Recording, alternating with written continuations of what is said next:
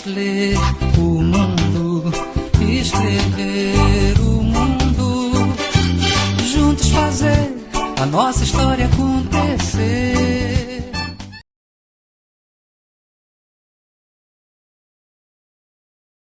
Hoje a Adriana vai fazer a contextualização. Tá aí, Adriana? Oi, gente, boa tarde. Tudo bem com todo mundo? Fico muito feliz de poder estar aqui com vocês, né? Estamos juntos, juntas, né? É um movimento muito importante para nós do ABCD-MRR, né? Porque é um encontro marcado por um coletivo de educadores, educadoras, representantes de movimentos sociais, e, enfim, pensando a ordem do direito das pessoas jovens e adultas na relação com a educação. Eu queria, antes de iniciar minha fala, poder trazer aqui os nossos sentimentos, as famílias que estão vivendo a situação da Covid, né, Covid-19, um momento muito difícil para a sociedade como um todo, a sociedade planetária, a sociedade brasileira, diante da irresponsabilidade e descompromisso das autoridades em relação à vida, um momento muito, muito complexo, muito desafiador, mas a força do coletivo, a solidariedade pode nos fazer atravessar esse momento tão complicado para nós. E aí quero lembrar aqui que essa semana nós perdemos um educando da EJA, aqui em São Bernardo do Campo, na região do Areião, e ficamos muito tristes quando a professora posta a foto desse educando no nosso grupo, né, no nosso grupo de professores e professoras da EJA, o quanto isso mostra para nós, né, um sujeito fazendo a labuta da afirmação do direito, e num contexto em que as políticas públicas, de forma, em relação à saúde, não se efetivam, né, nós tivemos um parceiro, um estudante de muito conhecimento, se despedindo dessa vida. Então, queria trazer aqui os nossos sentimentos, e teve um educando, não sei se foi um educando ou educanda de Santo André também, acho interessante trazer essa referência pela voz de Santo André. Boa tarde a todos, eu sou a Karen, professora da EJA de Santo André. Eu também trabalho com EJA 2, eu sou professora de Geografia. Ela era uma aluna do período da manhã da EJA 1, né? E ela estava, eu não lembro se era, eu não sei se ela estava no EJA pós, qual fase da EJA 1 que ela estava. E ela veio a falecer, era uma senhorinha, foi uma situação bem difícil para a escola, foi triste, porque era uma senhora que todo mundo estava apreensivo, preocupado com a situação dela. Então, foi muito triste quando a gente recebeu o comunicado, os professores que trabalhavam com a aluna ficaram bem abalados com a morte, né, os amigos, os colegas, e pelo que os professores contaram, era uma pessoa muito presente em sala, estava junto, por isso que passou esse sentimento. Então, foi uma coisa difícil também para a gente dar. Essa informação que a gente tem. Obrigada. Obrigada, Karen. Bom, nós estamos aqui, a palavra sempre vai estar aberta, né? É só colocar no chat e aí a gente vai conversando. Bom, eu vou tentar ser breve, né? Vou fazer esse exercício, porque nós queremos mesmo ver a professora Jarina conversando conosco, né, para a gente poder ampliar as nossas reflexões.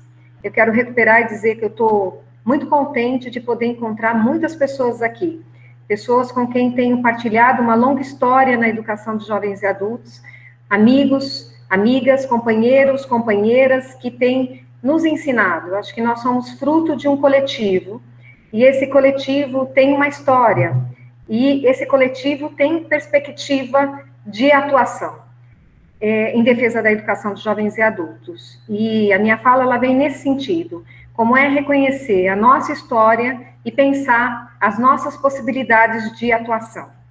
Então, eu vou trazer aqui uma observação, poder compreender que o ABCD-MRR, ele é uma região de muita importância no nosso país, no estado de São Paulo, assim como todos os outros territórios, né? e poder lembrar, trazer essa relação, é para poder observar que nós estamos dentro de um histórico de país e de planeta que não nos deixa na condição do isolamento, né? Mas que nós temos possibilidade de fazer modificações de algumas pautas que são hegemônicas. Eu acho que o ABCD-MRR caminhou bastante em torno disso. Mas também compreender que as políticas nacionais, elas interferem no contexto local, no contexto regional, estadual, enfim, né?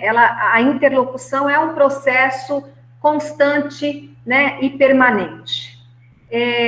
Poder dizer isso é poder recuperar a história da educação dos jovens e adultos no nosso país e entender que a educação de jovens e adultos, ela é fruto de movimentos sociais, de articulação política para marcar a responsabilidade dos governos. E, nesse sentido, a região do ABCD-MR, ela não é diferente, porque se a gente observar, né, a gente teve muitas práticas de educação de jovens e adultos antes do processo de institucionalização da educação de jovens e adultos, antes da chegada de um poder público para a efetivação do direito.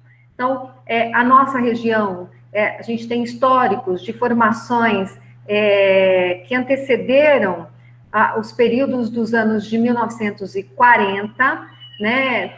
Foram experiências singulares, tem experiência muito movida pela organização de trabalhadores e trabalhadoras na década de 20 em Diadema, tivemos também em Santo André, né?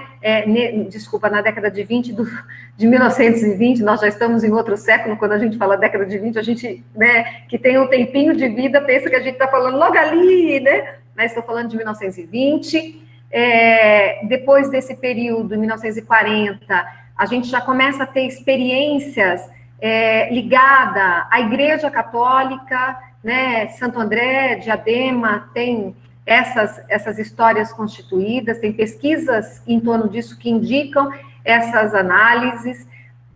Nós vamos para os anos de 1960, um período muito importante, né? Um período importante ao Brasil, né? 1945 a 1960, a educação de jovens e adultos, ela entra na pauta tanto popular, mas ela também entra numa pauta conservadora, na prerrogativa do governo federal, e a gente vai vendo que essa proposição conservadora sempre esteve associada a uma perspectiva de formação utilitarista, às ordens do desenvolvimento econômico, numa ideia de formar para um grupo para urbanização e industrialização, e nossa região tem esse impacto nesse período muito forte, então as experiências também começam a vir organizada pelo um sistema de organização não só da classe trabalhadora, mas também da proposição empresarial, e nesse movimento, a partir de 1955, 60, o movimento popular também vai se fazendo muito presente aqui na região,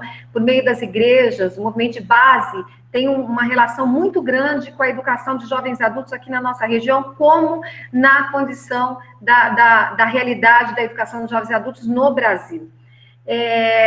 Nesse período, nós vivíamos, tem igrejas históricas que tiveram práticas muito significativas, né? São Bernardo também teve essas experiências do movimento de base com as igrejas católicas, e quando a gente vem viver o golpe militar, e aí a gente tem o processo de efetivação da educação de jovens e adultos sobre uma política que antecedeu ao Mobral, porque nós tivemos uma política nacional que antecedeu ao Mobral. Janina, não sei se você consegue me ajudar a lembrar o nome, nesse exato momento me fugiu a mente, mas era Aliança, se eu não me engano, era o nome que chamava nesse exato momento, e que trazia uma frente muito conservadora à efetivação da educação de jovens e adultos, e ela não teve impacto de propagação nacional. Logo em seguida, implanta-se o Mobral no Brasil, um movimento que tentou, pela linguagem popular, fazer um trabalho de alfabetização em perspectiva de alienação, e que teve um impacto significativo, conseguiu caminhar em muitos cantos brasileiros, e nesses cantos se implantou numa condição estrutural nacional, numa prerrogativa de descentralização. O Mobral esteve na nossa região, né? Se eu não me engano, Diadema, Santo André, São Bernardo, receberam o atendimento do Mobral. Mauá, eu não tenho certeza dessa informação. Enfim, e fomos vivendo a condição de resistência e a organização de trabalhadores e trabalhadoras do ABCD, MRR, também nesse movimento de resistência, entendia que era necessária a formação de trabalhadores e trabalhadoras. Então, por meio dos sindicatos, havia uma política grande de elevação de escolaridade dos trabalhadores e trabalhadoras, associado com uma prerrogativa de formação política dos trabalhadores e trabalhadoras no processo das lutas de resistência diante do golpe em 1970. Nós vamos entrando, né, no período de reabertura democrática, e a educação de jovens e adultos entra numa pauta, uma pauta muito significativa para pensar a amplitude e a expansão do direito à educação para todos e todas. Era uma reivindicação muito significativa, né, por trabalhadores, trabalhadoras, sindicatos, universidades, já naquele momento, né, a Frente Popular de Constituição, de Organização da Constituição Federal, trazia essa pauta de uma forma muito significativa. Foi aí que nós chegamos à Constituição Federal, no artigo 205 e 208, trazendo a educação de jovens e adultos, numa explicitação sobre o conceito de educação para todos e todas, inclusive para aqueles que não tiveram o seu direito no tempo que lhe era oportuno.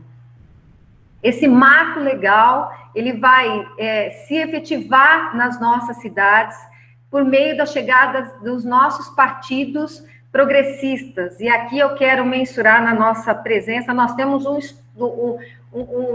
não sou só eu que faço história da educação de jovens adultos enquanto idade, a gente tem o Antônio aqui, eu estou vendo que o Antônio também se inscreveu para participar aqui, está conosco, um grande companheiro da EJA aqui em Santo André, né, o nosso grande professor de EJA aqui de Santo André, né, Antônio foi um dos primeiros chefes da educação de jovens e adultos, gerente da educação de jovens e adultos de Santo André, que fez um diferencial muito grande na gestão ainda do Celso Daniel, né, Antônio?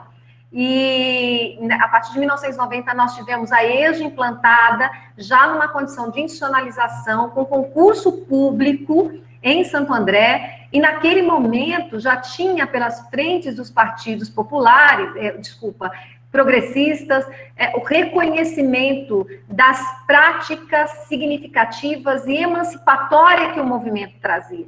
E essa pauta, ela entra na orientação das políticas públicas, e em Santo André nós tivemos, inclusive, instalação de salas de aula que não eram em escolas, aconteciam em igrejas, aconteciam em salão de bairros, enfim. Esse é um histórico muito bonito. Diadema também, o Paiva está aqui, né? Deve trazer também as suas contribuições, tem o histórico dessa relação do movimento popular. Diadema foi uma das primeiras cidades que encabeçou a institucionalização da educação de jovens e adultos na nossa cidade, foi nos ensinando, e coletivamente nós fomos construindo práticas muito progressistas na cidade. O ABCD-MRR trouxe para a ordem do direito da educação de jovens e adultos o reconhecimento do tratamento ao sujeito, sujeitos reconhecidos nos seus conhecimentos e sujeitos de direito. E aí, nesse processo todo, foi se constituindo a institucionalização da educação de jovens e adultos. Mauá também vem logo em seguida, com toda a sua organização, e São Bernardo do Campo opta por fazer uma política associada sobre a lógica de programa, de não ação efetiva do poder público municipal. Em São Bernardo do Campo, a responsabilidade pública se efetiva só no ano de 2009, no governo do Luiz Marinho. E aí que se implanta uma política de EJA associada à educação profissional, efetivada também junto com o MOVA, Movimento de Alfabetização. Agora, é importante também recuperar que em Santo André, Santo André foi um grande impulsionador Santo André e Diadema são as duas cidades impulsionadoras das políticas de educação de jovens e adultos na região. As frentes progressistas de atendimento foram dessas cidades que foram pensando a formação dos trabalhadores e trabalhadoras e reconhecidos nas suas diversidades, e, portanto, o compromisso com a oferta diferenciada. Então, poder dizer que hoje a gente pode contar essa história é porque a gente aprendeu a fazer essa história, né, vendo os nossos grandes companheiros e companheiras que enfrentaram a labuta e foram constituindo todo esse processo. E nessa composição, até pelo perfil da organização industrial e urbana da região, a EJA vai vindo numa organização que foi pensada sobre a ideia dos centros públicos, que era uma política pautada sobre uma agenda de formação de trabalhadores e trabalhadoras, mas também de desenvolvimento social e econômico, acontecendo numa grande articulação, e numa pauta associada, inclusive, à economia solidária, que vem posteriormente, mas também já se pensava nisso, e vai se compondo em perspectiva conjuntiva a EJA e educação profissional. Diadema e Santo André são os grandes impulsionadores dessa política. Santo André, cria-se os centros públicos e um centro que era para aglutinar políticas, que acabou se organizando em EJA em educação profissional, mas tinha uma perspectiva também de trazer a ideia de geração, trabalho e renda, né, que depois foi se constituindo por ação de políticas intersetoriais, mas a ideia era que se formasse dentro desses próprios centros públicos. Diadema teve a fundação, e a fundação foi a grande articuladora com as políticas de EJA de educação profissional.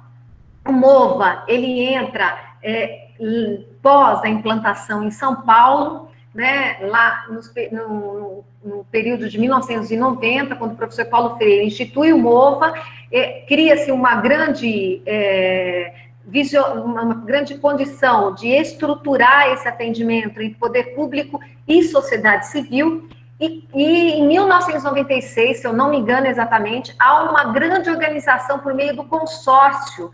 O consórcio regional, nós não podemos esquecer o consórcio regional, em que se cria um MOVA regional. Foi uma ação e foi o momento que nós tivemos o professor Paulo Freire no nosso território, lá no teatro, né, da praça, eu posso falar o nome errado da praça lá de Diadema, mas a Praça da Paz, é isso, pai? Da Praça da Moça. A Praça da Moça estava lotado, eu ainda era estudante de pedagogia, e lembro que a professora Sônia Krupa disse, vamos todos para lá, todos e todas, e a gente não conseguia nem entrar dentro daquele teatro, mas a gente conseguiu ouvir a voz, né? Eu me lembro que eu fiquei muito lá, era longe, estava difícil de chegar, mas eu escutava a voz do professor Paulo Freire, lá naquele momento, se eu não me engano foi em 1995. Estou vendo que tem escritas aí no chat, eu vou tentar recuperar para poder também trazer essas contribuições. E naquele momento, o professor Paulo Freire usou uma das frases que ele usava bastante, mudar é difícil, mas é possível, e que nessa ação impulsionadora, nós vamos com a implantação dos MOVAs na cidade, uma grande ação significativa para fortalecimento da EJA, uma possibilidade de atendimento para os sujeitos que não chegavam à escola. Foi um processo difícil em algumas redes, para poder compreender que essa oferta não era concorrente, era uma oferta de fortalecimento, né? E que, a partir desse momento, as cidades vão caminhando e se reorganizando. A perspectiva do movimento, ela vai entrando dentro do espaço público, na composição das linhas condutivas de políticas públicas progressistas.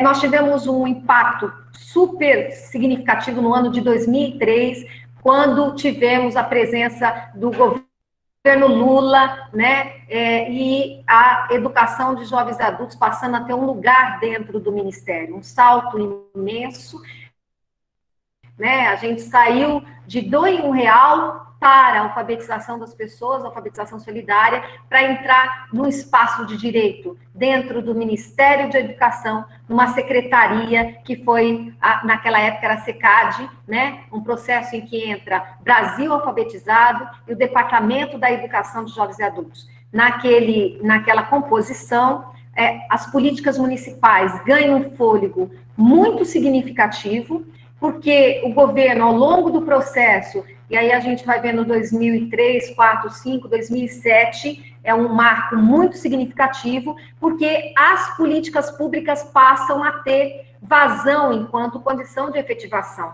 porque criam, a partir dos programas estruturantes, a EJA passa a ser incorporada. Então, dentro da política de efetivação da alimentação escolar, a política do transporte, a política do livro didático, que é uma questão que a gente precisa conversar bastante, mas a gente precisa citar aqui também, foi agora o marco mais significativo da educação de jovens e adultos, é saber que a EJA entrou dentro do Fundeb, né? Então, com a implantação do Fundeb, a educação de jovens e adultos, mesmo com um fator de ponderação inferior em relação ao fundamental, que foi de 0,8, ela esteve num lugar de efetivação de política pública. E isso foi um fôlego muito significativo para as cidades da região da BCD e MRE, que já tinham histórico, porque agora tinha a linha de financiamento. Se a gente recuperar o Fundef, lá em 1996, entendendo um cenário de organização de políticas públicas em perspectiva neoliberal,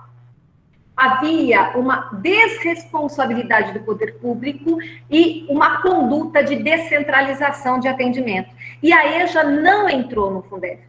E eu me lembro, em 1996, Santo André, Diadema, fazendo um esforço gigantesco para que a continuidade do atendimento se efetivasse. E as cidades, naquele momento, elas tiveram uma conduta que não foi uma determinação legal, mas foi uma determinação moral, ética, para o compromisso da educação para todos e todas, porque as cidades, como possibilidade de financiamento, foi, aos poucos, colocando a educação de jovens e adultos dentro de um senso de ensino fundamental noturno. Então, o Antônio viveu isso junto com a gente de uma forma muito forte, o Paiva também tem essas histórias para contar de Diadema, a Lana, né, e todos os companheiros e companheiras que estão aqui podem também ajudar nessa recuperação. Então, poder ver educação de jovens e adultos em 1990 na região da BCD-MRR e depois ver educação de jovens e adultos a partir de 2003 é um salto diferencial. Agora, é um salto diferencial por quê? Porque nós já tínhamos histórias constituídas, porque houve um compromisso público e que um compromisso público que esteve de acordo a uma constitucionalização, que foi a Carta Magna, que é a Carta de Efetivação da Ordem do Direito à Educação para todos e todas. Nós vivemos um período muito importante, depois vai compor esse movimento na constituição dessa região, São Bernardo. Não quero esquecer de Mauá. Mauá também tem uma história belíssima. Mauá teve uma experiência muito significativa, porque Mauá foi a única da cidade que teve a coragem, num governo progressista, de implantar o ensino médio, porque as políticas de efetivação da educação de jovens e adultos aqui na região da BCD-MRR, elas sempre pensaram, EJA, sobre a ordem do direito e numa condição de continuidade, porque o direito das pessoas jovens e adultas, ele ainda não é uma cultura na nossa sociedade. Então, a condução que as cidades da BCD-MRR, num período de Estado mínimo em 1990, se comprometendo com a EJA em perspectiva de continuidade, foi um processo muito inovador e muito responsável, porque ele estava pautado sobre os princípios de justiça social. Então, nessa composição, a gente vai vendo o percurso. São Bernardo estava associado primeiro, teve um passo importante em 1980 com o PAC, depois entra o PROMAC, teve uma rede de professores e professoras muito comprometidos, tinham compromisso com o fazer pedagógico significativo, contextualizado, mas não tinha a responsabilidade pública, que é a ordenação do direito. Não tinha linhas de financiamento, não tinha lugar dentro da Secretaria de Educação. E quando a gente traz isso, a gente não traz para fazer um processo de memorização de determinados partidos. A gente está falando de efetivação de direito. Então, entender que os sujeitos foram muito importantes, sujeitos enquanto educadores e educadoras que tiveram no PROMAC, constituíram história, organizaram formatos, ocuparam as escolas, mas o governo não tinha responsabilidade com esse atendimento. Em 2009, se efetiva a ordem do direito, com o governo Luiz Marinho, e se compõe a partir do percurso que a região já vinha vindo, que é pensar uma política de EJA em reconhecimento ao sujeito como sujeitos de saberes, sujeitos de direito e sujeito com possibilidade de ter uma formação integral, porque essa é a responsabilidade do Estado. É o Estado cumprindo a sua dívida social. Nós fomos vivendo esse percurso até 2015, né? O Brasil, a partir de 2013, vive um processo muito complexo na política brasileira, aonde a gente vê a pressão não ainda caracterizada e explícita das intencionalidades neoliberais se reapresentando no contexto nacional, e eles se reapresentam camuflados, associados a visões extremamente conservadoras e com narrativas, né, de preconceito, de descompromisso com a vida, né, a necropolítica. E nessa efetivação, essa onda conservadora vai entrando na nossa região também, e nós vamos para um processo eleitoral onde os partidos de frente progressistas da região, eles não conseguem, nesse momento tão forte, tão desafiador, se fazer presente, e então nós perdemos as nossas prefeituras, e aí entramos uma nova frente à política de educação de jovens e adultos. E aqui eu não estou falando mal do partido A, eu não estou falando mal do partido B, mas eu estou me posicionando como uma estudiosa de educação de jovens e adultos, que é o que sou, uma militante de educação de jovens e adultos, que é o que eu sou, uma educadora na educação de jovens e adultos, e poder entender que tem visões diferenciadas. Quando você está num governo que entende que a coisa pública ela é pautada para todos os sujeitos, né, e não só para alguns, né, e que o Estado tem responsabilidade com uma dívida social, você tem um perfil de execução de políticas públicas. Né? Quando você tem um Estado que se vê mínimo e que não é ele que é o único responsável com a efetivação do direito, mas que o sujeito tem responsabilidade consigo, né? Você tem um outro perfil de executar políticas públicas. E quando esse Estado está muito atento às lógicas do mercado, ele vai dar prioridade a um perfil formativo e vai se centrar nesse perfil formativo como uma linha fundante da execução das políticas públicas. E é isso que acontece na estruturação do poder municipal. A educação de jovens e adultos, ela não passa a ter mais lugar dentro das secretarias e a prioridade se efetiva ao ensino fundamental. A educação infantil também sente isso de uma forma muito significativa, mas a educação de jovens e adultos, ela fica na porta dos fundos, porque a cultura do direito à educação das pessoas jovens e adultos não é ainda uma situação de luta social. Infelizmente não é. As pessoas não se veem como sujeitos de direito.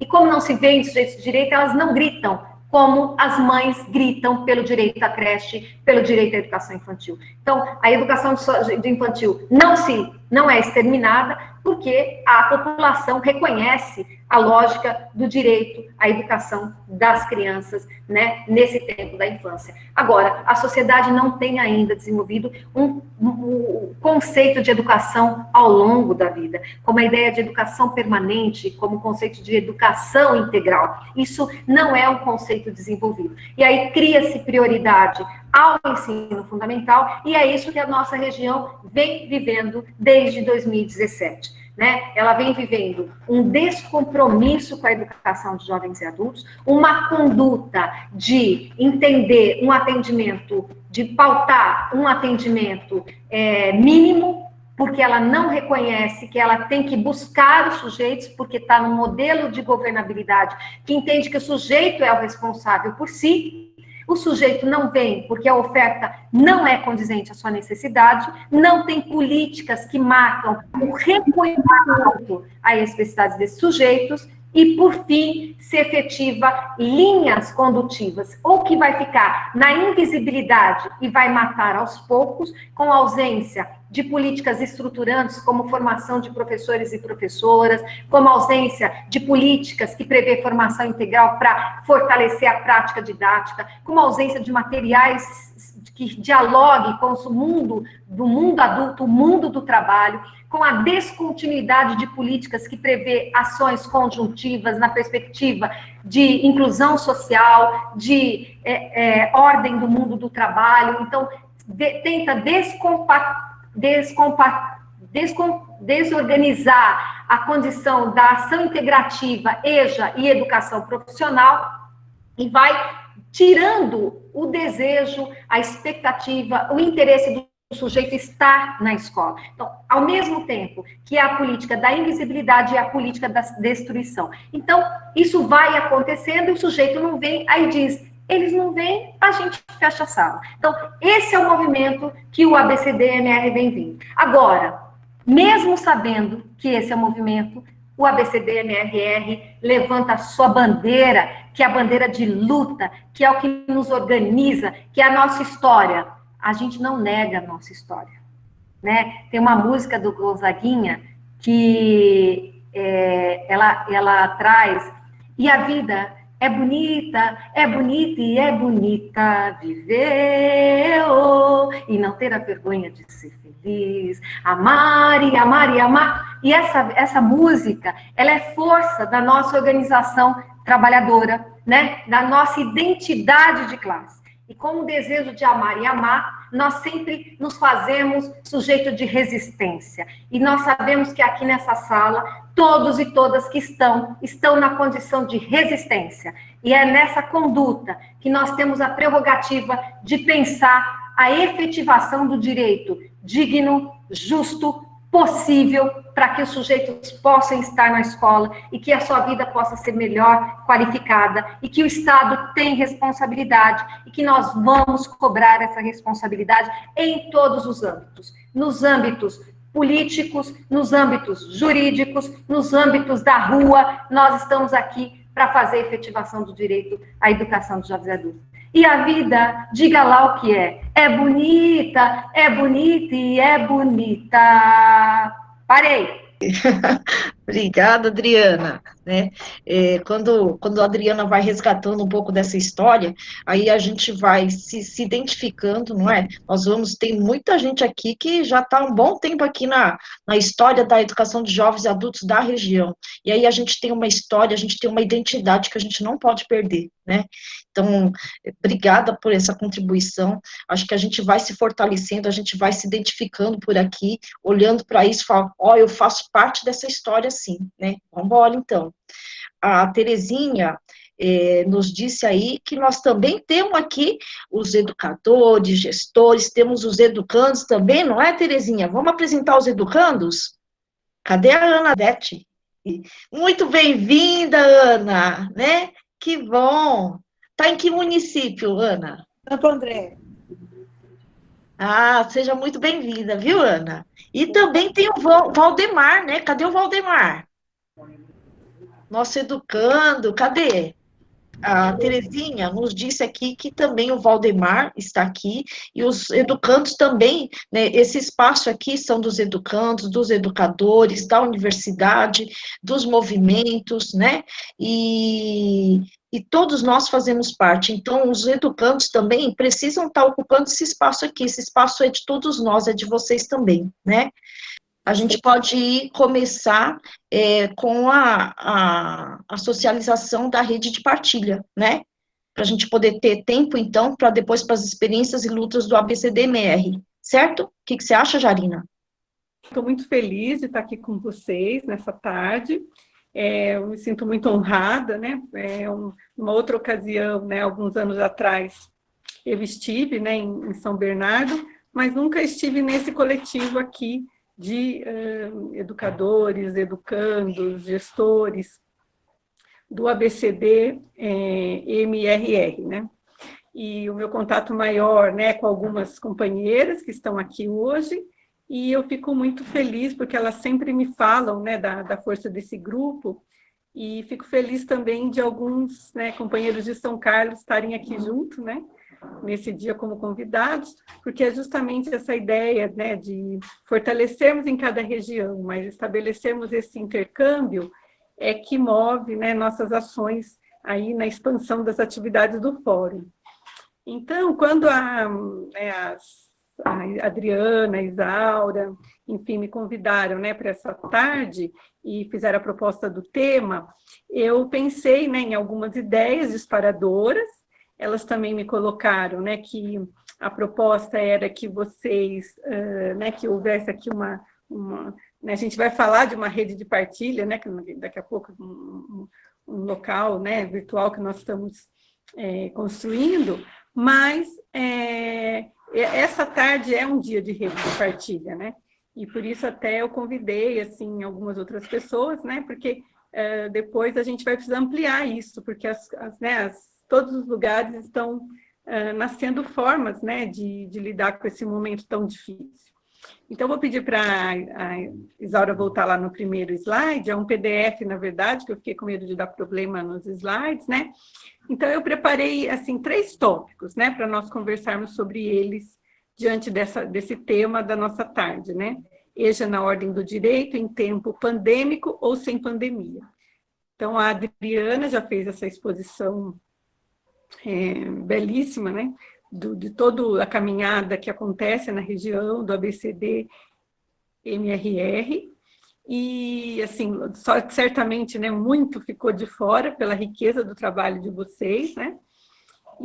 Mas são pinceladas, né, que nos fazem a memória, é muito importante, né?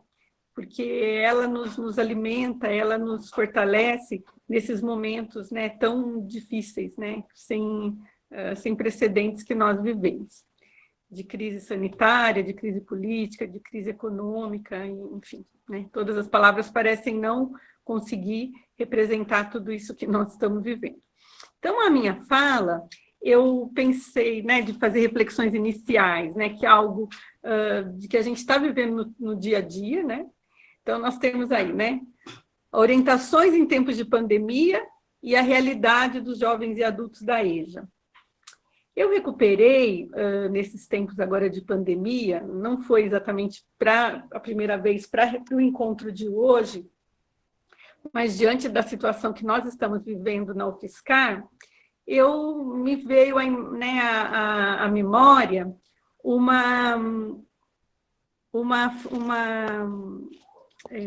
um episódio, né, que aconteceu na vida de Paulo Freire, em que um trabalhador pergunta para ele assim: Doutor Paulo, o senhor sabe onde a gente mora?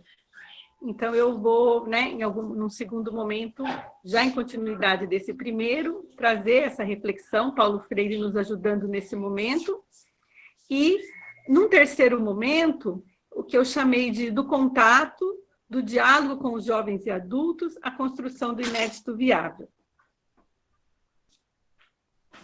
Vou pedir para a Isaura avançar aí no slide.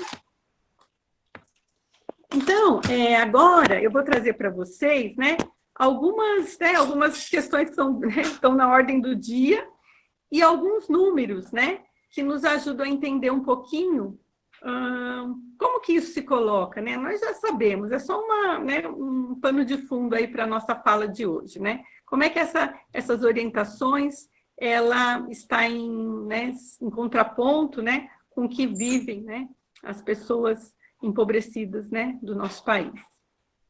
Então, aqui, né, um slide que eu tirei lá estava escrito até que era do Ministério da Educação.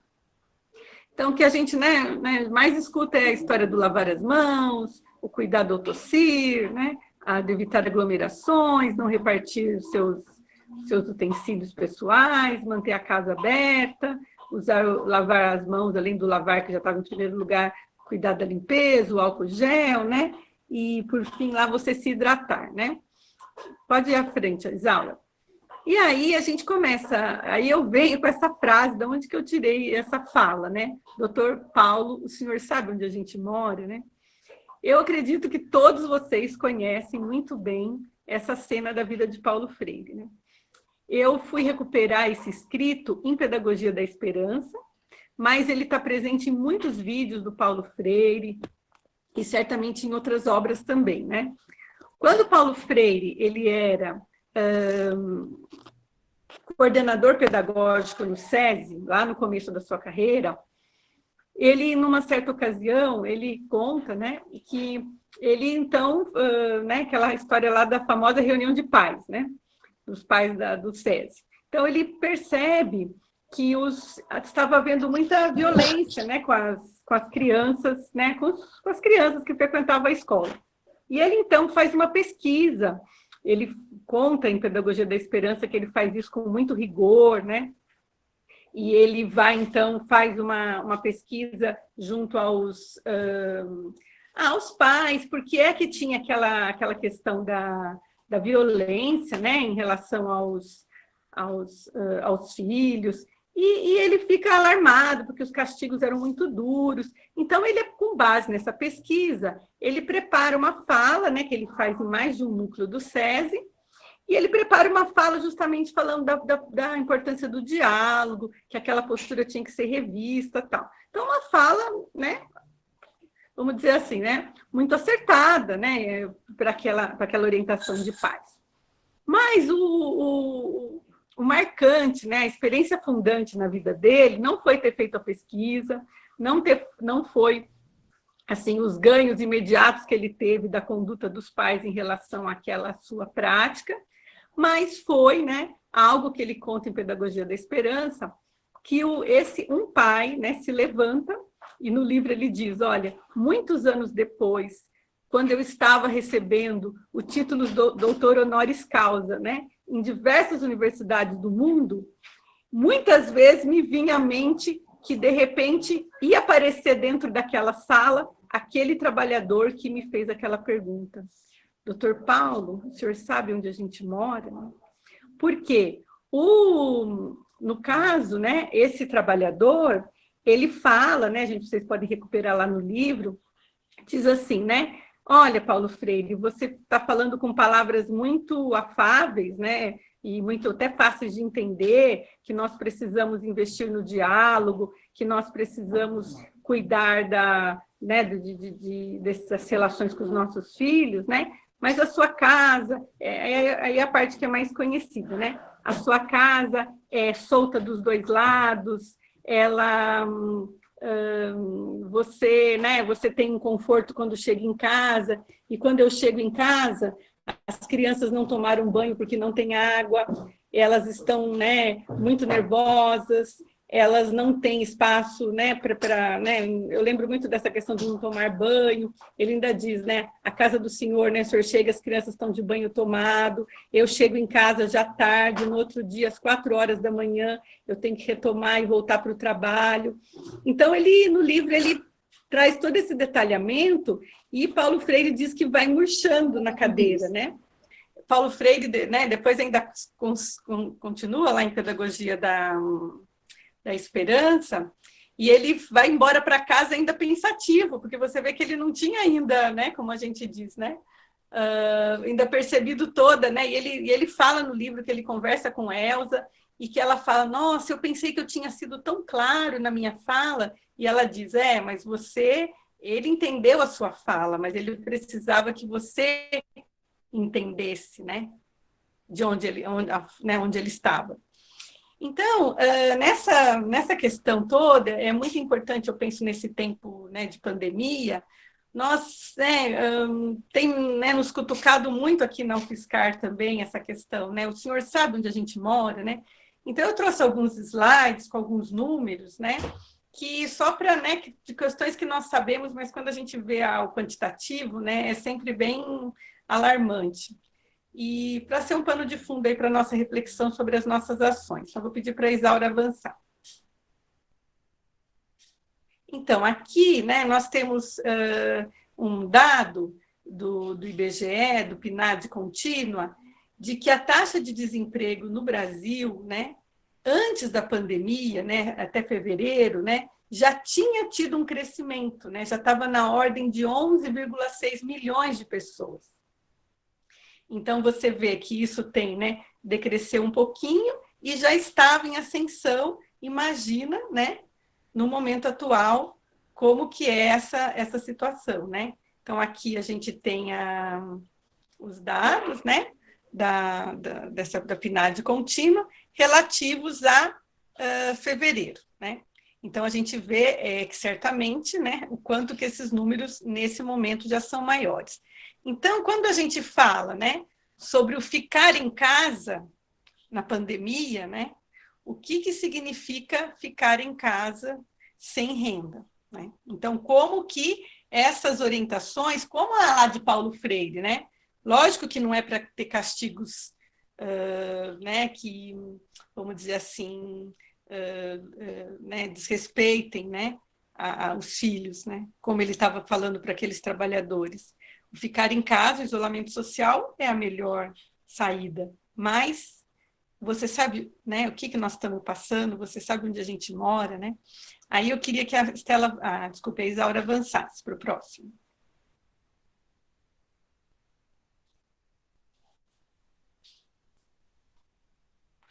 Então, quando a gente fala, né, também da questão de um simples lavar as mãos, né, as condições, né, inadequadas do saneamento básico no Brasil não são de hoje, né?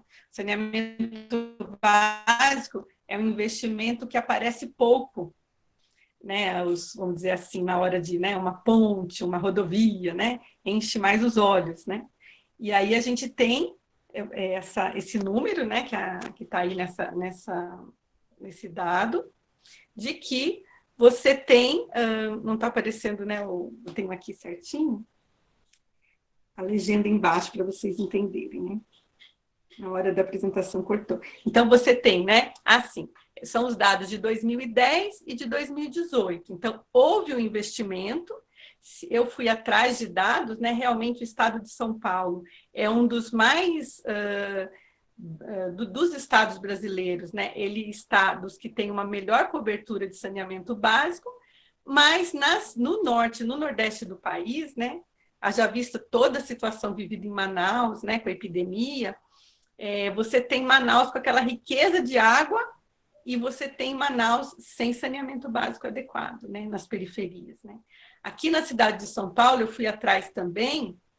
Tristemente, a região nossa, na cidade de São Paulo, que mais padece do saneamento básico é Parelheiros, né? Onde você tem tantos mananciais, tanta área de mata, mas como não interessa, né, aquela população, né, aos interesses econômicos, ali o saneamento básico é baixíssimo. Então, aqui você tem o acesso à água, que é fundamental, né, na questão da saúde, ligado aí ao combate ao coronavírus, né, a Covid, você tem a questão do esgoto e você tem a questão da coleta de resíduos, né? Então, são números que são alarmantes no país e que vêm à tona quando você tem uma crise sanitária como a nossa. E nos materiais que eu fui lendo, a gente percebe, né, o quanto que a ausência do saneamento básico mata no Brasil, principalmente no norte e no nordeste, e o quanto que houve, sim, um decréscimo houve um crescimento do investimento e um decréscimo de mortes por essas causas, mas que ainda persistem, porque no Brasil, né, os números absolutos são altíssimos, sempre, né, por nossa dimensão continental. Então, eu pediria agora para a Isaura avançar mais um pouquinho. Então, aqui, né, quando a gente tem também, né, essa questão do direito à educação, então você tem o direito ao emprego e à renda mínima, você tem o direito ao saneamento básico.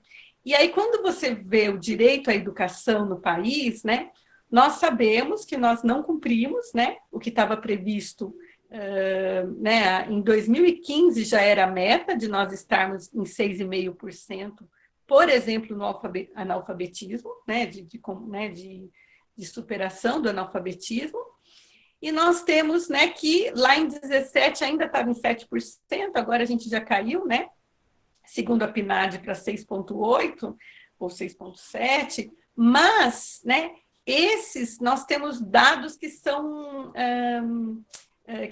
precisa analisar muito de perto, né, Porque o estado de São Paulo, se a gente expande ali a imagem, né, você vê o estado de São Paulo com uma média, né, no caso de analfabetismo, muito inferior aos 6,5, né? Nosso estado de São Paulo está livre do analfabetismo, né? Ele tem apenas 2,6% da população de 15 ou mais, né, sem saber ler e escrever. Mas aí, no slide seguinte, a gente vê, né, como que muitas vezes os dados são usados, né, de forma que né, atingiu a meta. Vamos olhar os números absolutos, né?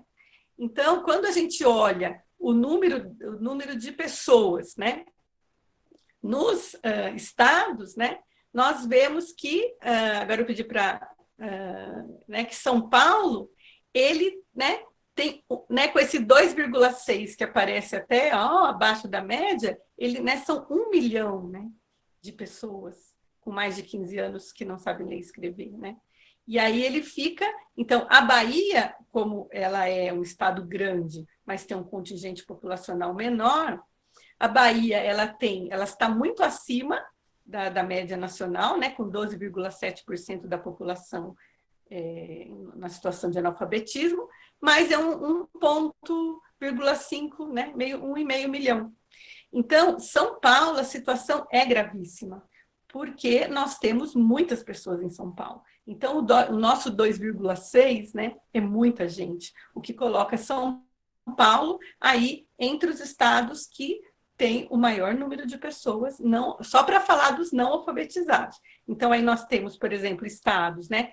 Aí eu peguei só alguns estados, né, para fazer o exercício. São Paulo, que nós estamos aqui, a Bahia, para mostrar o quanto que eles têm um percentual maior, mas é 1/3 mais de pessoas que nós, né? Para você ver que diferença, não sei se eu estou me explicando bem. E no Maranhão e em Alagoas, que você tem os índices, né, percentuais mais graves, olha, e por causa da população desses estados, então você tem 851 mil pessoas, né, no Maranhão e 474 mil em Alagoas, né? Esses são números, não são números do censo, que é aquele mesmo, né, que deveria acontecer agora no ano de 2020, mas são dados, né, amostrais pela Pesquisa Nacional de Amostra de Domicílios, mas são dados fidedignos, né, que tem uma margem de erro bastante aceitável e que nos mostra aí o tamanho do problema que nós temos, né, no estado de São Paulo. Podemos avançar, Isaura, por favor? Então, aqui coloco uma questão também, né, do analfabetismo por faixa etária, por gênero, por questão étnico-racial, né? Então, a gente vê, né, que a questão, né? Então, você tem sempre os dados aqui, né? Deixa eu só ver aqui no meu slide que eu consigo ver melhor. Um minutinho só. Então, da primeira coluna é de 2016 e da segunda coluna é de 2017. Então, você vê, né, a questão, né, um decréscimo, né, então, acho que pode até subir mais um pouquinho, Isaura, para todo mundo ver tudo, é isso. Então, assim, né, homem e mulher, a gente já sabe muito bem que no passado essa relação era diferente, né, as mulheres... no caso, idosas no Brasil, né, são entre homens e mulheres com mais de 60 anos, né, o número de mulheres é muito maior, mas a gente vê que nós temos ainda, olha, dessa taxa de analfabetismo, ainda você tem um contingente muito expressivo, né, de pessoas, né, se você tem lá, né, 15 anos ou mais, e depois você tem os 25, né, era esperado que você tivesse pouquíssimas pessoas, né, de 15 a 18, e isso não é verdade, né? Era esperável que a gente tivesse poucas pessoas de 18 a 25, já que se investiu tanto de 7 a 14. Mas você vê que esses percentuais, né, que aparecem de diferença aí, né, 0,5%, 1,5%, isso é muita gente. Então, nós temos uma forte entrada de adolescentes e de jovens na EJA, né? Nós temos, né, um forte contingente, sim, de idosos, mas com pessoas de 60 anos ou mais, mas, infelizmente, né, essa torneira está aberta, né, de pessoas que não sabem ler e escrever com 15 anos. Para não falar dos índices, né, em relação ao analfabetismo funcional, né, e também, né, essa questão fortíssima da questão das pessoas, né, como está colocado no IBGE, né, pretas ou pardas, né.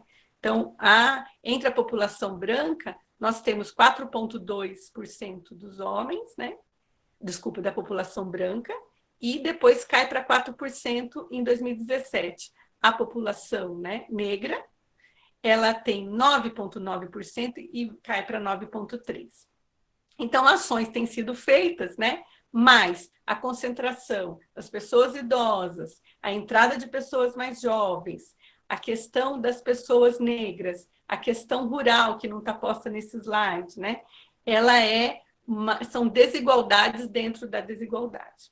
Então, pode ir à frente, Isaura.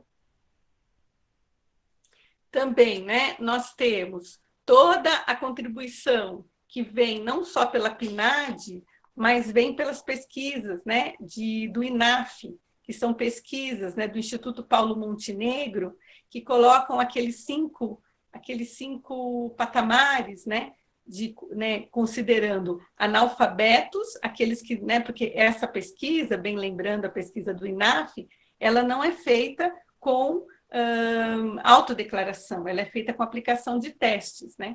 Então, nós temos, né, os analfabetos, aqueles que não conseguem realizar tarefas simples, nenhuma, né, praticamente, nem leitura de frases, nem de palavras sequer, né, de números familiares.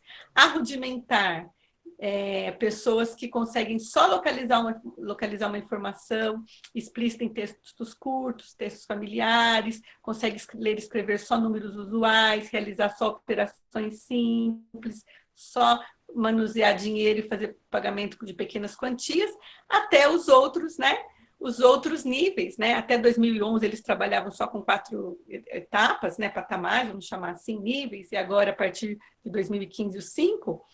E essa conversa toda, né, aqui, para nos lembrar que nós temos, né, 3 em cada 10 brasileiros, né, que infelizmente vivem a realidade do analfabetismo funcional. Então, no slide seguinte, né, vai mostrar justamente essa questão de que esses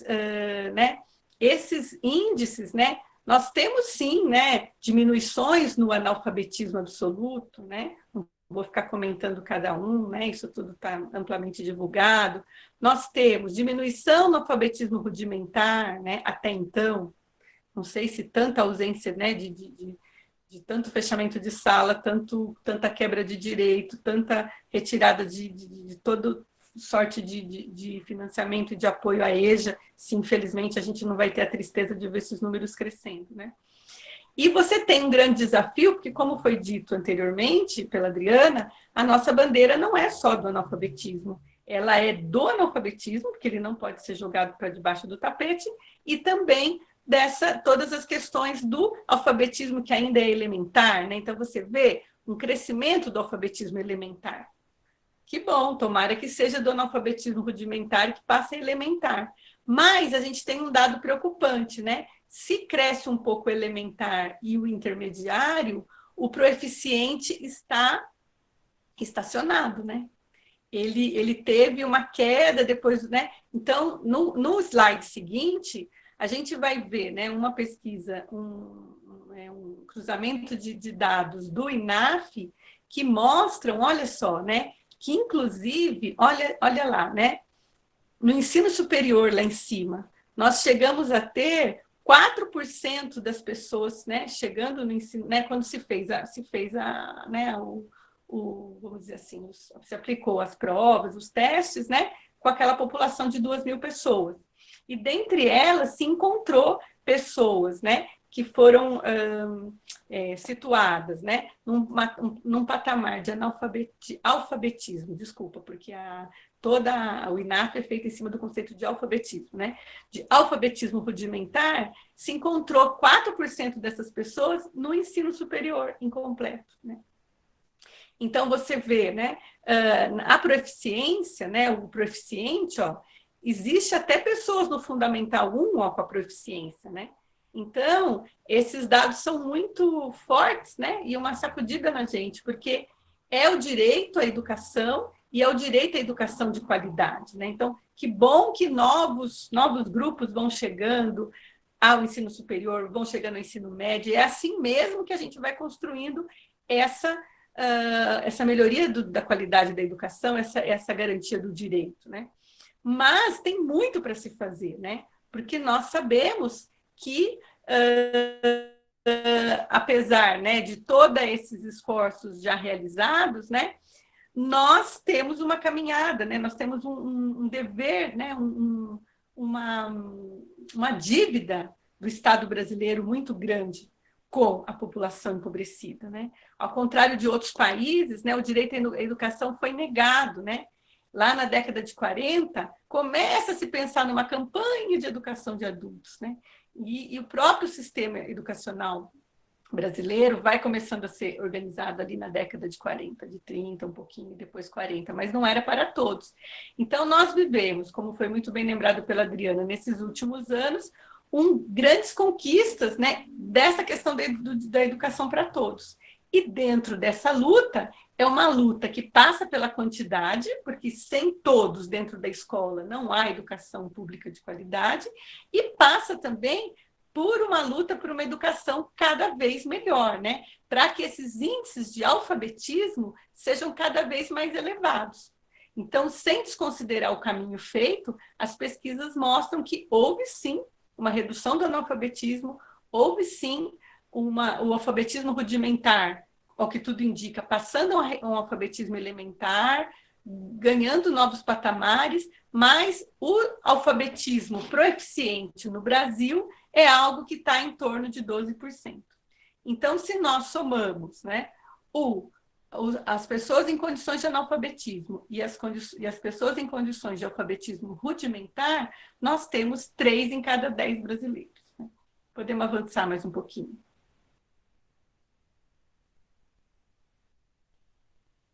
E aí, então, aqui, né, eu acho que aqui a gente pode passar mais rápido, né? Eu já falei essas ideias que estão nesse slide. A questão, né, da exclusão digital, né? Por que esse tema nesse tempo de pandemia, né? Se né, dentre as saídas, né, se tem essa questão, né, de uma naturalização das atividades online, vamos chamar assim, né? Nós não podemos esquecer, né, que nós temos índices preocupantes, não é que é da nossa cabeça que a gente acha, né? A gente está vendo que os alunos têm muita dificuldade de corresponder às atividades online, né? Então, tem uma pesquisa bem recente, né, um relatório, aliás, não é uma pesquisa genuinamente feita com coletas novas de dados, né?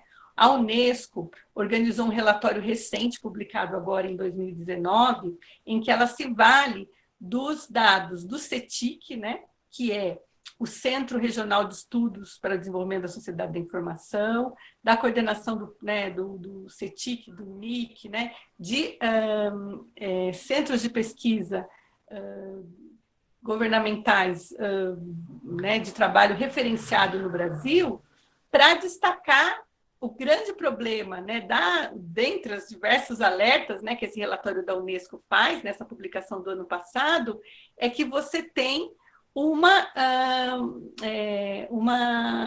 grande parcela da população brasileira sem nenhum tipo de acesso.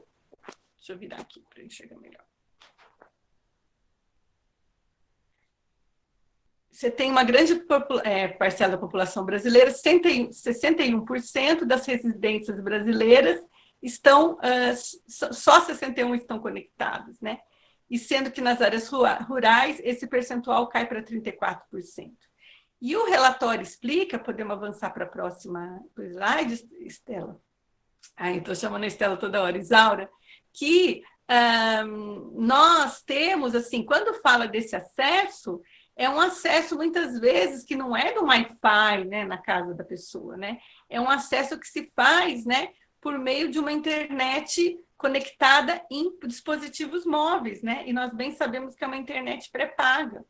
Então, isso torna, né, esses dados ainda, né, mais alarmantes, né, a ponto que nem era momento de pandemia, né, ocuparem aí a atenção da Unesco ao fazer o relatório final, né? Podemos avançar, Isaura? E outra questão é também essa questão da condição das escolas, né? Então, as escolas, né? Ah, não, desculpe, Isaura, era o anterior mesmo, né? Que eu estou vendo ele aqui no computador. Volta no anterior, por favor, né?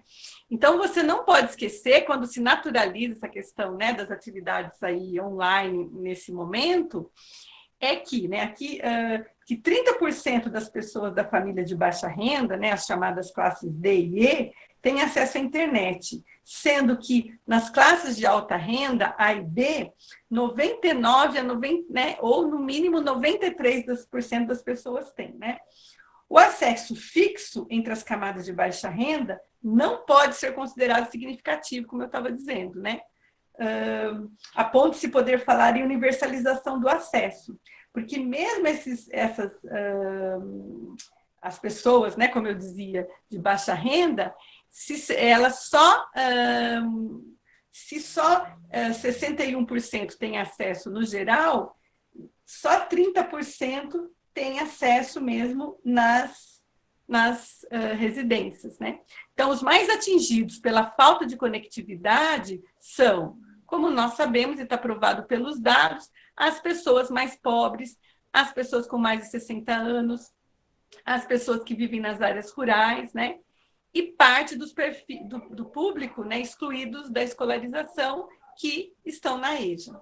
Então, esses números são muito pequenos, né, para que a gente possa pensar com naturalidade, né, vamos ensinar, né, de forma online e as pessoas vão aprender. Né?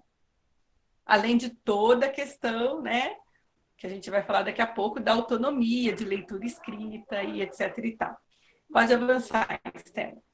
E além dessa questão da exclusão digital, né, esse relatório também destaca, né, a questão da situação das escolas, né? Então, apenas 39% nas áreas urbanas tem internet nas escolas. E nas áreas rurais, esse número cai para 36%. Acho até que está alto, né? Deve ser porque tem tão pouca escola, né?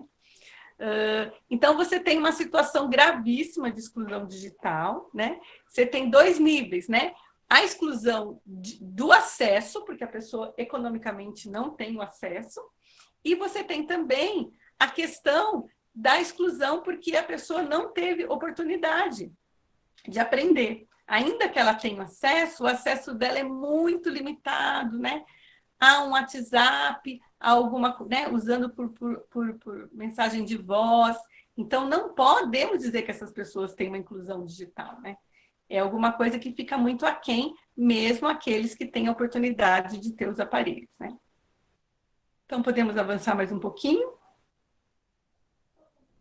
Então, então, isso tudo são questões que nos acompanham, né, independente da pandemia, né? Então, já vivíamos um fechamento de salas, né? Então, toda aquela construção da escola para todos, a gente vê essa questão sendo muito atacada, né, nos últimos tempos, com o fechamento sequencial de salas da educação de jovens e adultos em muitos municípios e nas redes estaduais, né? Nós vemos também, né, o aumento de oferta de matrículas na modalidade à distância, sem preocupação com a qualidade das propostas. Isso já vinha acontecendo, né? O momento de crise econômica já era anterior, né, com a falta de emprego, né? E as conquistas, né, das políticas estruturantes de EJA, a EJA no Fundeb, a EJA com direito à merenda escolar, a EJA com direito ao transporte, isso tudo já vinha decrescendo anteriormente à pandemia, né? E está sendo agora, né, mais ainda frontalmente atacado com toda a questão da PEC, da morte e tudo mais. E nós já, antes da pandemia, também não é verdade que essa nossa organização agora está sendo só nesse momento, né? Os movimentos sociais já muito impactados por essas perdas que estavam acontecendo nos últimos anos, né? Especialmente a partir de 2013, eles já vinham mobilizados, né? E, dentre essas mobilizações, estamos nós aqui do Fórum. Então, vamos avançar mais um pouquinho. Então, no último Eneja, né, uma das pautas de luta, por exemplo, já era a questão da revogação da resolução do Conselho Nacional de Educação, que permite que, inclusive na modalidade de educação de jovens e adultos, né, você possa ter até 80% da carga horária à distância, tanto na formação geral básica, quanto nos itinerários formativos do currículo, desde que haja suporte tecnológico, digital ou não e pedagógico apropriado. Então, essa já era uma bandeira de luta, por isso que hoje, né, nós sabemos que a questão, né, nós temos que pisar com muito cuidado esse terreno das atividades remotas emergenciais e chamá-las dessa forma. Podemos passar adiante, Isaura? Porque é importante que se chame mesmo, né? A gente vai conversando com um colega, ouvindo o outro, ouvindo uma palestra aqui, lendo ali, porque ainda não tem muitos escritos sobre isso, mas vai conversando, vai formando a reflexão, né? De que nós vemos nas falas, né? Falar de OEAD, de AEAD e de atividades remotas emergenciais. Então, hoje a gente vai fazer uma conversa aqui, né? Não me coloco aí como, né? Aqui são provocações, né? E vocês certamente têm reflexões muito interessantes para colocar sobre isso. Então, destacando, né, que quando se fala em OEAD, eu faço até um paralelo quando a gente vê falar de OEJA, né? OEAD seria o ensino à distância, igual a gente ouve dizer de OEJA, que seria o ensino de adultos, né? Que nós, né, que somos da área, frisamos fortemente que é a EAD, porque a educação, o direito à educação é muito mais amplo que o ensino, e para nós, na EJA, o EJA soa muito como o ensino supletivo, né? Então, uma bandeira nossa é sempre, né, com jeito, e falando para as pessoas, não é o EJA, é a EJA, e explicando por quê. Em relação à educação à distância, ela é um campo, né, de estudo. Eu mesmo tenho atuações que eu, anteriormente, sem cereja, né? Já usei muitos anos a educação à distância, não como, né, em cursos de especialização, já, né, a UFSCar, por exemplo, né, tem um curso de pedagogia que agora não está funcionando, mas ele teve a qualidade máxima, né? E realmente era um curso muito bem cuidado. Inclusive, para vocês terem uma ideia, os professores que recebiam os estagiários nas escolas tinham bolsas de estudo. Então, era um curso muito bem desenhado, com muita interatividade, enfim, né? É um campo próprio que precisa ser feito com muita propriedade, e a EAD, sem interatividade, né, é o que eu chamo de EAD da maldade, né? Então, você não tem, né? Então, a EAD é um campo, né? E que está se colocado agora, com certeza não é a EAD, de modo algum, né? E mesmo porque a gente sabe que a EAD, com toda a interatividade possível, né, ela é muitíssimo questionável, né? Poderia ser, né, talvez, para um estudante jovem que acabou de não suportar mais ficar no ensino médio regular, e que tem uma alta conectividade, e que, né, pode se valer de alguma atividade né, de ensino médio à distância, mas de modo algum é a realidade brasileira, com esses 30% da população vivendo o analfabetismo e o alfabetismo rudimentar, né? E, então, a gente vai ouvindo nas falas, né, que vai tendo uma preferência, e a gente pode problematizar isso aqui juntos, né, de usar essa expressão atividades remotas emergenciais, né, para não confundir com a EAD, né, para também fugir desse engodo do EAD, mas porque nós, entendendo a realidade dos jovens e adultos, né, e não só entendendo isso, né, já antes da pandemia, verificando, né, o fechamento de salas, né, a pressão existente pelos grupos econômicos, né, para que a educação pública possa ir pelos caminhos da EAD, né? E a EAD da pior qualidade, a EAD que vai só servir ao mercado, a EAD de distribuição de pacotes, né? E jamais, porque uma EAD bem feita, assim como essa, como as professoras, né, que recebiam os estagiários da UFSCar, que recebiam uma bolsa, né, um reconhecimento pelo trabalho que faziam, obviamente isso está muito distante, né? O que a gente tem a gente vê facilmente um esquema de substituição de professores, de distribuição massiva de informação, que na EAD tem até um nome em inglês, que fala de broadcast, né, que é você de um para muitos, você distribui informação e, né, aprende quem aprendeu, pega quem pegou, né. E nós temos outras discussões muito importantes, né, porque quando a gente volta àquela pergunta, doutor Paulo, o senhor conhece onde a nossa casa, né? Nós temos, né, contradições múltiplas acontecendo, né? Porque nós não somos ingênuos, a gente vê essa tendência de fechamento de salas, a gente vê o homeschooling, né, na pauta do dia num país como o nosso, que é uma coisa completamente um contrassenso. Você vê os grupos econômicos, né, com o neoliberalismo querendo avançar e distribuição de pacotes né, e respostas rápidas, né, para a educação pública por meio da EAD. Certamente a EJA seria o primeiro nessa história. E você vê, né, nós com esse ano letivo em andamento, a dificuldade de fazer o contato com os estudantes, mas a necessidade desse contato, e ao mesmo tempo, esses estudantes que vêm para nós e dizem, mas professor, eu preciso desse certificado, eu preciso terminar o ano letivo, né? Muitas redes têm pensado também, e outros pesquisadores da EJA, se a gente cancelasse, né, não está nem na pauta, mas se fosse cancelado o período letivo, como é que ficam, né, os professores, né, nessa questão? Como vai ser o entendimento do Estado em relação à matrícula? Então, esses estudantes já não estão mais matriculados, eles não têm mais o direito de estudantes. Então, são muitos vieses, né, para serem olhados, né? Não são soluções fáceis de ser feitas, né? E quando a gente pensa em Paulo Freire, né, questionado por esse trabalhador e questionado hoje por essa realidade do desemprego, da falta de saneamento, não tem internet, a gente propõe as atividades, o aluno não consegue fazer, a gente manda impressa sabendo do limite que aquela pessoa tem para leitura, aí a gente tenta pelo WhatsApp e fica feliz porque algum respaldo vem, a gente tenta pela rádio, a gente tenta pela rádio comunitária, a gente tenta pelas redes sociais. Então, quantas tentativas, né, tem nascido, porque também esse doutor Paulo aí, né, Paulo Freire, certamente ele não ficaria de braços cruzados, né?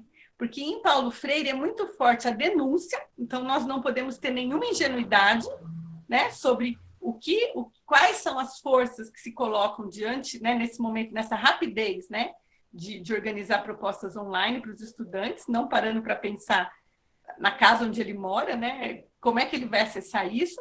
E, por outro lado, essa importância do nosso contato, do nosso telefonema, quando esse WhatsApp chega e ele volta, esses estudantes vêm nas escolas buscar, né? Eu tenho tido vários, né, conversado com vários colegas, né? Vêm nas escolas buscar as atividades impressas, eles valorizam. Então, nesse terreno, né, o que é o inédito viável do Paulo Freire? Eu não, né, longe de mim ter a resposta sozinha, né? A gente só pode ter essa resposta juntos, né? Então, esse inédito viável, ele vai se colocar... Que inédito viável é esse, né? Paulo Freire fala, ao longo da sua obra, né, das situações limite, né? Então, são as situações que a gente, né? E agora, né? Chegou, né? Nós estamos, eu não tenho dúvida nenhuma que a gente está vivendo uma situação limite, né? Então, quando a opressão vem de tantos lados, né? O desgoverno, a morte, literalmente, né? A morte das pessoas, a necessidade desse certificado, né? Ontem, escutando o Miguel Arroio, né, na sua fala, acho que muitos de vocês estavam lá ouvindo, né? A escola não tem o direito de reter esse certificado, o estudante precisa dele para tentar alguma coisa nesse mundo do trabalho que a gente sabe que está na economia arrasada. Então, são muitos, né? As pressões que a gente vive como professor, e por isso essa tarde é tão importante, né? Eu tenho até alguns outros slides, mas eu vou parar por aqui, né? Porque o grande importante aqui, né, a maior importância é o diálogo, né? No outro slide, também essa retomada de marcos históricos, né, já foi feita de forma belíssima aí pela Adriana. Então, a gente tem que olhar a nossa história, né? Nós não estamos... né, o Plano Nacional de Educação, ele está vigente, né? A gente, né, então, ele está pisoteado, mas ele está vigente, com a meta, inclusive, de 25% das vagas, né, que deveriam estar integradas à EJA com a educação profissional, mais adiante. E o ABC, né, vocês aí no ABCD-MRR tiveram uma grande conquistas nessa questão da educação profissional integrada à educação básica, né? Eu, por meu limite, eu conheço mais a realidade de Santo André e de São Bernardo, né? Santo André por todo o trabalho feito, né? A Branca está aqui hoje, né? São Bernardo por todo o trabalho feito, né? Na gestão passada, né? Com todo o entusiasmo, né? Dos colegas aqui presentes, né? E aí eu trouxe essa cena, né? Ainda, né, fazendo uma ponte, né? Doutor Paulo, o senhor sabe onde a gente mora, lá do início do itinerário de Paulo Freire, né? E essa cena aqui, buscando lembrar Montemário, né? Quando Paulo Freire, já no exílio, né? Ele tinha aprendido a olhar onde os educandos moravam, né? E ele, então, tendo aprendido a olhar com os educandos onde moravam e onde falavam, né? Nesse momento, nessa cena que eu não, né, belíssima, passando para o próximo slide, de Montemário, né? Eu gosto muito, muitas vezes quando eu falo, eu me lembro dessa cena, né? Eu não vou me delongar aqui, vocês a conhecem, mas que é projetada, né? A imagem, a localidade se chamava, né? Tinha um homem com o bonito na mão, que era o peixe. E aí é uma cena, né? Uma descrição belíssima de Paulo Freire, que ele diz, né? Que estava lá a codificação, 4 pessoas se levantam, vão olhar o peixe, vão para a janela e falam, é bonito, né? Que é um trocadilho aí, o nome do peixe era bonito, é bonito mesmo, e nós não sabíamos. Então, nós só vamos conseguir, né, emergir desse fundo do poço, que quando a gente pensa que não tem mais fundo, ainda funda mais um pouco, nós vamos conseguir emergir com. Nós temos que segurar, né, infelizmente agora, simbolicamente ou virtualmente, na mão dos educandos, e com eles, com os que nós conseguimos conversar, buscar as saídas. Porque Paulo Freire saiu de uma condição de falar para os trabalhadores para uma condição de falar com os trabalhadores. E ele, no seu papel de provocador das reflexões do Círculo de Cultura, ele nunca se eximiu desse papel, né? Ele tinha uma liderança, e nós temos como educadores, né, os educandos, mas com esses educandos aqui presentes nessa sala hoje, e todos os outros que a gente conseguir contatar, essas soluções que nós encontrarmos, elas precisam ser com eles, né? Não adianta a gente dizer, não faremos isso, não faremos aquilo. Nós precisamos de fazer com. A gente tem que olhar o feio, né? O inacreditável, não é o bonito agora, né? Nós temos que olhar a pandemia, nós temos que olhar essas situações com os educandos, né? E aí eu passo, acho que agora é o slide final, né? Que é justamente esse caminho todo, né? Né, eu, né, curiosamente aí, né, acho que coincidentemente, né, não é à toa que a Adriana, né, falou do mudar é difícil, mas é necessário e urgente, né?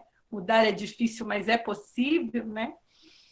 Eu trago também para a gente terminar, né? Eu não sei, né? Não sei, nenhum de nós sabe sozinho, mas juntos nós podemos encontrar formas, né, de nos relacionarmos com essa situação, né? E por isso o olhar crítico, a problematização, as sugestões que cada um de vocês trouxer agora, né? Elas são importantíssimas, né? Importantíssimas. Porque não tem um iluminado e não haverá de ter um iluminado para dizer para nós o que nós temos que fazer, né? É justamente e é justamente esse trabalhador que cutuca. Você sabe onde a gente mora, você sabe das minhas necessidades, né? É isso aí que nos move, né? Então, é isso, né? Um pouquinho que eu queria trazer para ajudar a gente a pensar nessa tarde, né? E, né, junto com vocês. Nossa, Jarina, que presente para a gente nessa tarde, né, de grandes reflexões, vai nos mostrando aí o quanto nós precisamos ainda trabalhar com relação ao direito, né, da educação de jovens e adultos. Muito obrigada mesmo, acho que todo mundo também aqui no chat, a gente está acompanhando um pouquinho, né, solicitando para você socializar os slides, né? Que a gente ficou realmente bem encantado aí com todo esse panorama que você trouxe da educação de jovens e adultos, né? Muito obrigada mesmo.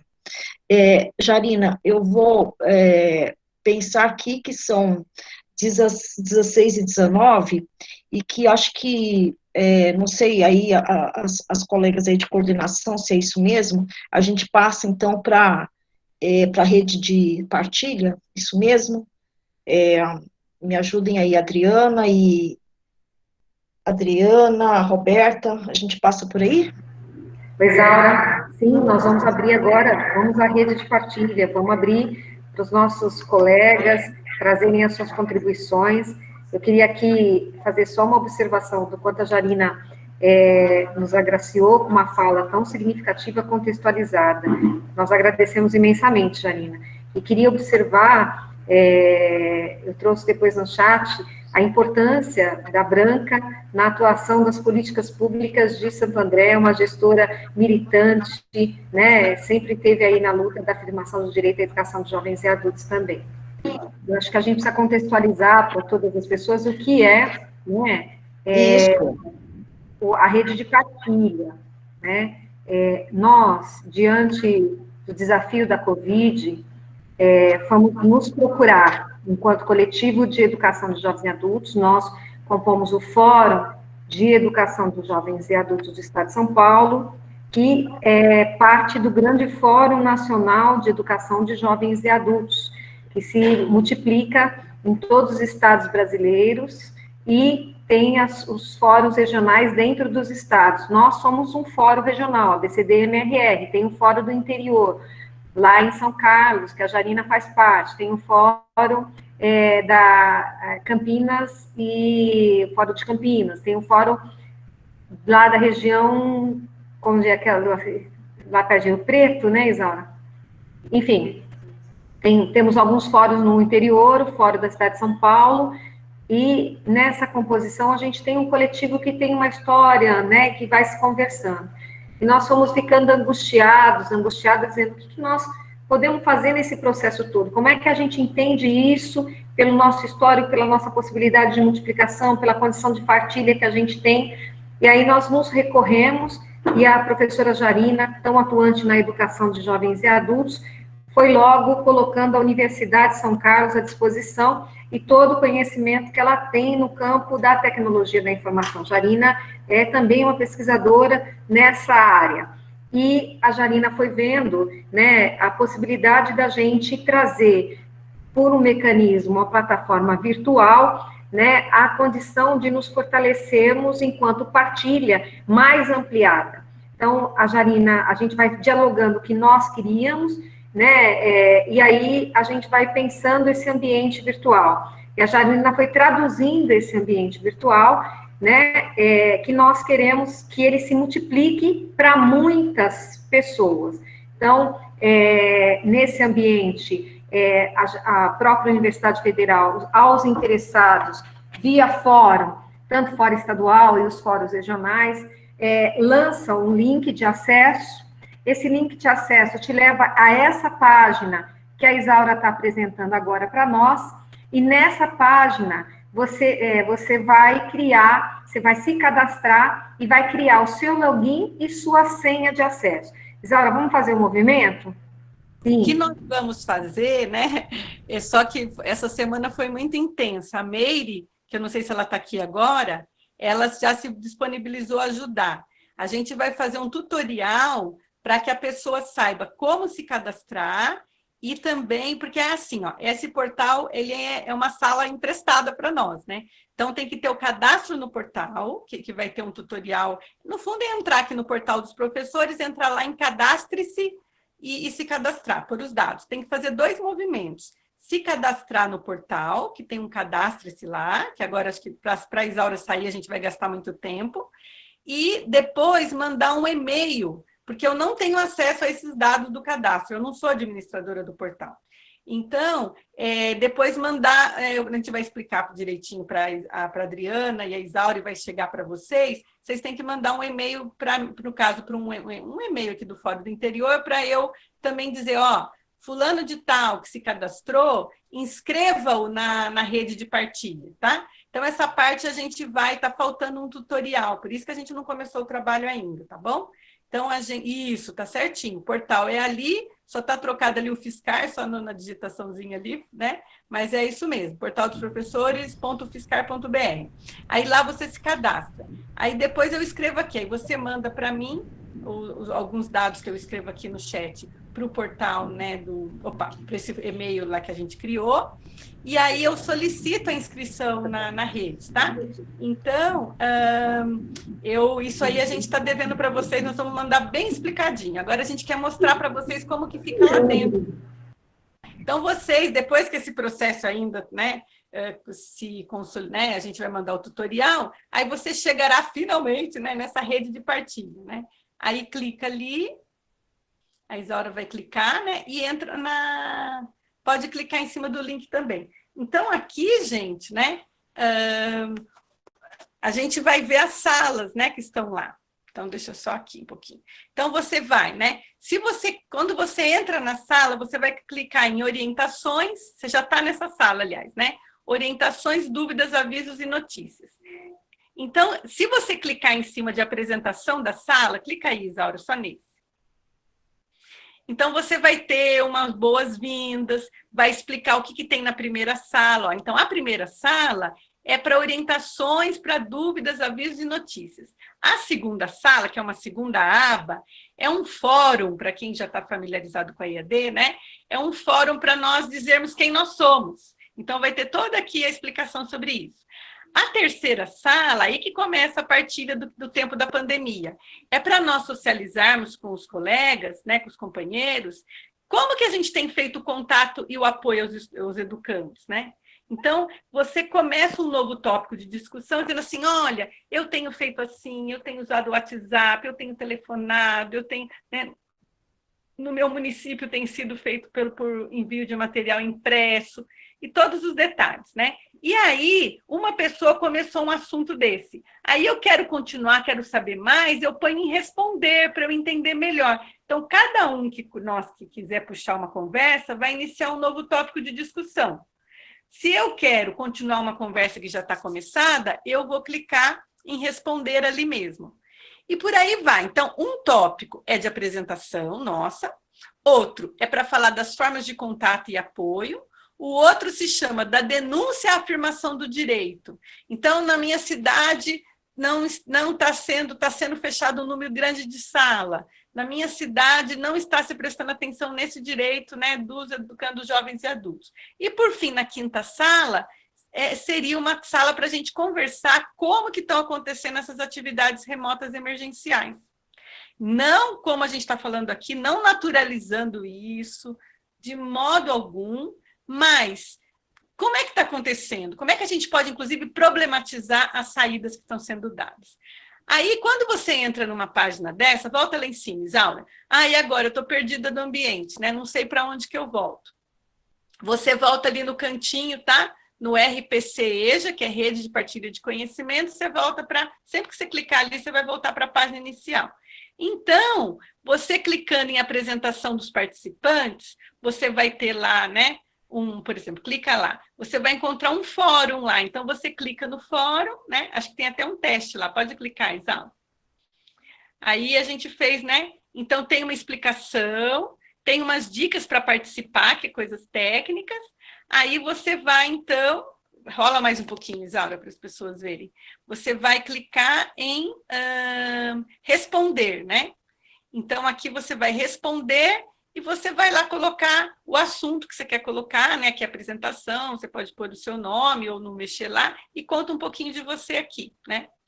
Aí você clica lá embaixo, vai lá embaixo, você põe a sua mensagem. Se errar, tem como editar, não gostei, faltou um S, né?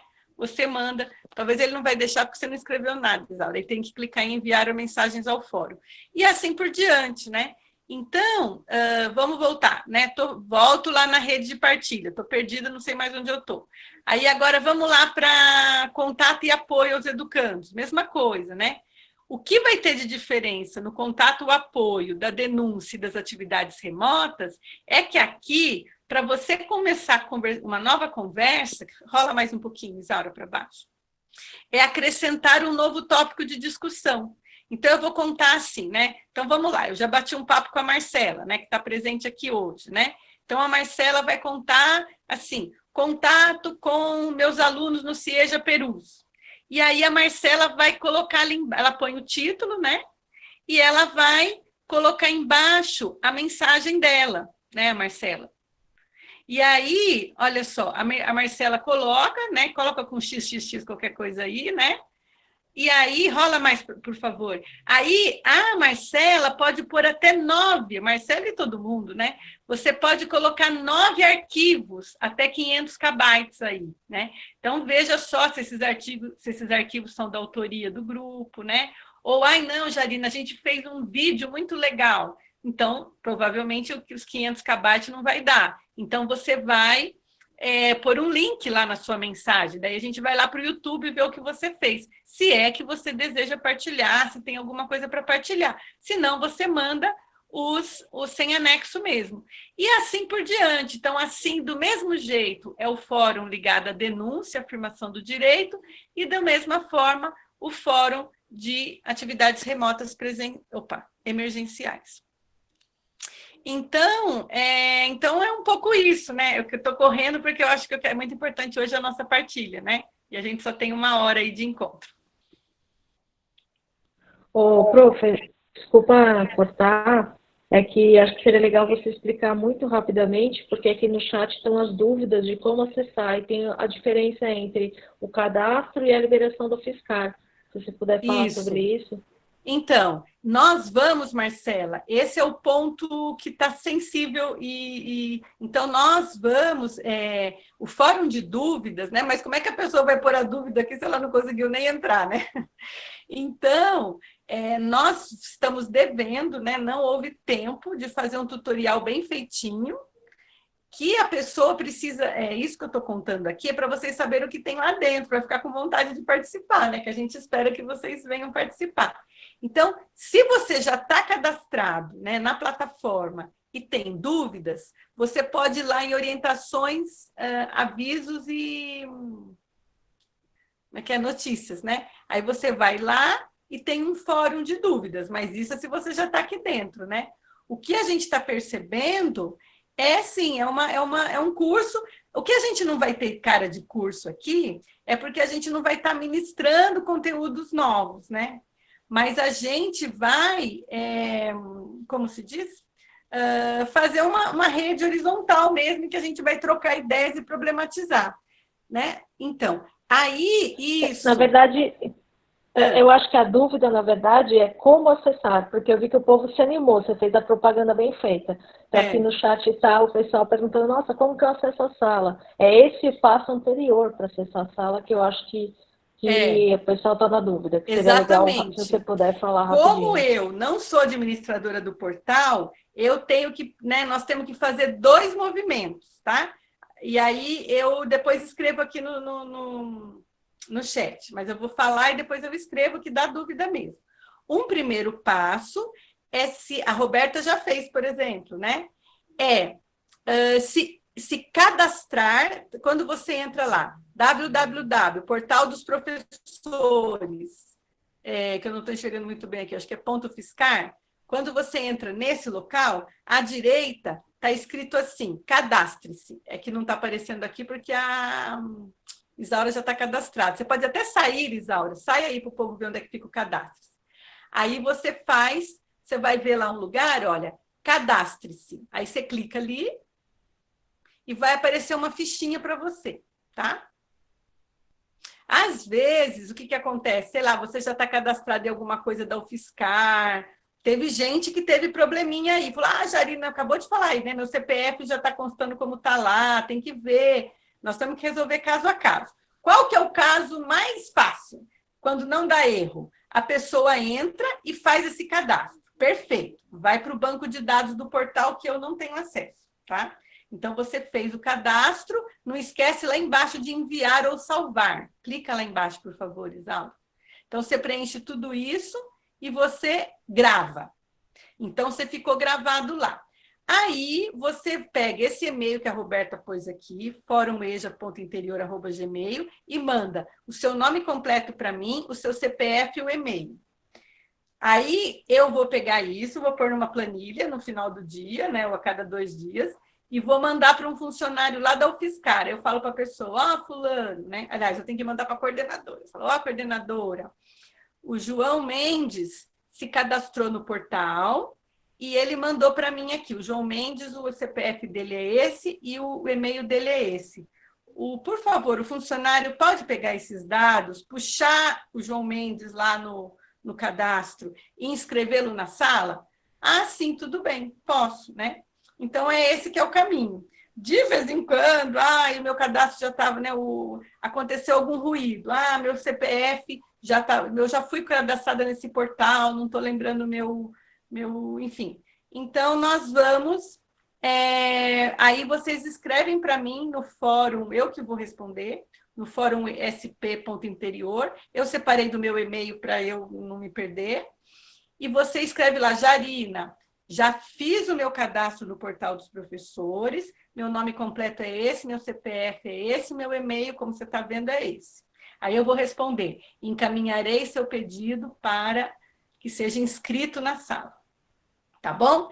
Isso tudo eu vou mandar por escrito e além disso, um tutorial, né? Porque, no caso, esse portal é cheio de coisa, olha lá, tem que saber onde que clica depois que está cadastrado, olha lá. A Isaura vai lá e clica, se não me engano, é acesso, acho que é Moodle. Entra lá de novo, Isaura, até eu esqueço. Você vai lá, em acesso, nova versão do Moodle, eles deram para nós a versão lá mais atualizada que eles tinham, tal. Até foi para mim um problema, porque eu não sabia editar dessa forma. E aí, não vai ser um curso, a gente sonha com futuros cursos, né? Mas aqui, alguém tem um link que quer partilhar, tem que ter só esse cuidado de ser link que é público mesmo, né? Que não tenha direito autoral, tudo direitinho. Mas aí, fora você poder anexar nas suas mensagens, a gente também pode colocar alguns documentos penduradinhos aqui, tá certo? Então, é isso, né? E aí, eu não quero mais tomar um tempo, porque, né, para ouvir o grupo. Obrigada, Jarina. Esse é um espaço importante, é uma conquista para a gente, acho que a gente tem que... veja, somos São Paulo inteiro, né, conversando, nós vamos ter ali experiências, né, do interior, né, da capital, aqui do ABC, se Deus quiser, lá para o litoral também, né, para a gente poder dialogar nesse espaço. Gente, muito obrigada, né, a gente fecha aqui e estamos com nossa agenda 25, né, 25 de julho, aí no nosso compromisso. Marquem aí, tá bom? Muito obrigada, gente. Tchau. Até mais. Tchau, gente. Obrigada, Tchau. gente. Obrigada, Jarina. Obrigada. Tá, mandaremos notícia da rede de partilha para todo mundo. Opa. Obrigado. Valeu. Bora, Bolsonaro. Obrigada. Tchau. A coordenação foi maravilhosa. Obrigada. Obrigada, Jarina. Tchau, tchau. Obrigada. Obrigada, Isaura. Obrigada a todo mundo. Boa noite a todos. Um bom final de semana. Vamos ler o mundo, escrever o mundo, juntos fazer a nossa história acontecer.